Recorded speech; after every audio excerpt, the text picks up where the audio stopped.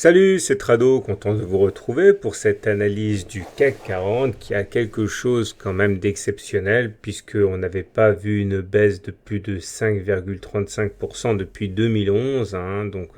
Là, les circonstances sont assez exceptionnelles. On connaît tous les raisons. C'est la panique qu'il y a actuellement concernant la Chine qui laisse entrevoir un ralentissement du type hard landing, comme ils disent, c'est-à-dire un atterrissage brutal qui se répercuterait par contagion sur le reste du monde. Et donc du coup, c'est un petit peu le sauve qui peut. On va commencer par faire un petit peu de ménage. Bon, le dernier objectif de la figure d'élargissement, vous savez comment ça fonctionne, j'ai fait un e-book là-dessus. Premier objectif, c'est la hauteur de la première oscillation complète. Deuxième objectif, c'est la hauteur de la dernière oscillation complète reportée en dessous du point de cassure. Donc vous voyez, voilà, maintenant il est clair que ça a été touché aussi. On va se débarrasser de ça, on y verra quand même un petit peu plus clair. Alors autant vous dire tout de suite, il y a pas mal de choses qui plaident quand même pour une panique baissière. Alors, regardez cet énorme gap qui a été créé ici. C'est quand même le quatrième gap que l'on dessine depuis le 11 août, en un mois. C'est quand même assez rare. Et ce gap peut être interprété de plusieurs façons. Vous savez comment ça fonctionne. Soit c'est un gap de continuation. Dans ce cas, on prend la distance qui a été parcourue avant le gap que l'on va reporter par-delà le gap. Et là, vous voyez que ça n'apporte pas grand-chose parce que si c'est le cas, eh bien l'objectif a déjà été atteint. Ok. Ou alors, on considère que c'est un gap d'essoufflement, c'est toujours possible, qui serait amené donc à être bouché rapidement et qui sonnerait le glas à court terme de la tendance baissière. Ce qui m'intéresse en particulier ici, c'est au niveau des supports qui ont fonctionné aujourd'hui. Vous voyez le bas de la fourchette d'Andros bleu. Ça tombe bien, je l'ai mise vendredi. On voit que la cassure, vous savez comment ça fonctionne aussi. La médiane attire les cours une fois qu'elle est créée, la fourchette d'Andrews. Et une fois que l'on casse la médiane, on est attiré par la partie basse de la fourchette d'Andrews. Et on voit que ça a servi de support. Et cette horizontale que vous voyez, ça correspond finalement au niveau d'ouverture du 1er janvier, du début d'année. Regardez ici, on avait donc commencé l'année avec 4272 et il semble avoir rebondi quand même sur ce niveau, ce qui veut dire en gros que clairement on a fait à ce niveau une année pour rien.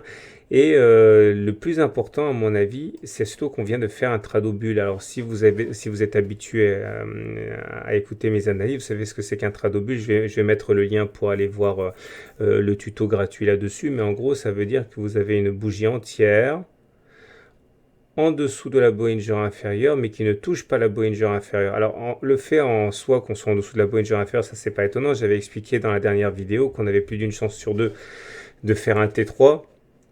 Puisqu'on avait fait un T2 avec la Bollinger inférieure et la Bollinger supérieure qui s'écartent. Ok, donc statistiquement, on devait faire un T3, c'est chose faite, mais le fait qu'on n'ait pas du tout touché la Bollinger inférieure dans le setup Tradobull, ça implique que maintenant, on est rendez-vous avec la moyenne mobile à cette période. Alors certains vont se demander si je suis pas fou, parce que la M7, elle est quand même à 4803.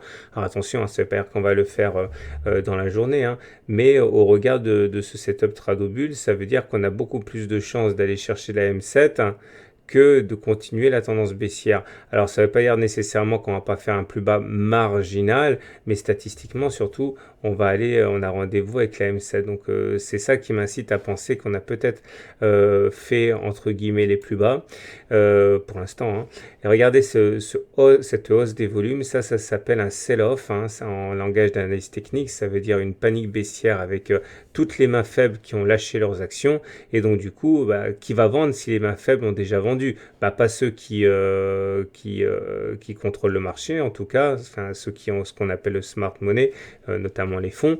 Et donc du coup, attention, si vous commencez à jouer à fond la baisse, là vous êtes un petit peu sur une position à risque. Alors, même si ce n'est que lundi, évidemment, ça n'a pas beaucoup de sens, mais je vais vous montrer quand même l'hebdo parce qu'on rebondit également sur un niveau crucial qui est le nuage Ishimoku. Là, pour l'instant, on est à bien notre T2 en dessous de notre T2 avec deuxième clôture en dessous de la Bollinger inférieure. Et même si, encore une fois, on n'est que le 24, je vous montre quand même le mensuel. Idéalement, il faudrait revenir au-dessus de la moyenne mobile à 20 mois. Regardez, c'est pas la première fois que ça se produit. Sur tous ces mois-là, les mois qui allaient d'octobre 2014 à janvier 2015, on est descendu en dessous de la M20, même en dessous de la Kijun, et finalement les deux ont tenu et on a rebondi, on a fini au-dessus. Donc un scénario de rebond n'est pas à exclure. Bon, maintenant ce ne sont que des conjectures, hein. Il faut savoir que la situation actuelle est une situation de panique, hein. Et donc en situation de panique tout est possible, mais en tout cas réfléchissez bien avant de commencer à vendre à découvert comme un furieux. Attention, on est sur des zones quand même assez, assez forte de support. Voilà ce qu'on pouvait dire. Je vous souhaite une bonne journée. Attention, je bats tout de suite le rappel pour jeudi. Attention, jeudi qui vient, donc le 27. Je vous invite pour le traditionnel webinaire du mois. Donc ça sera consacré à une figure que tout le monde connaît au moins de nom, c'est l'épaule tête épaule.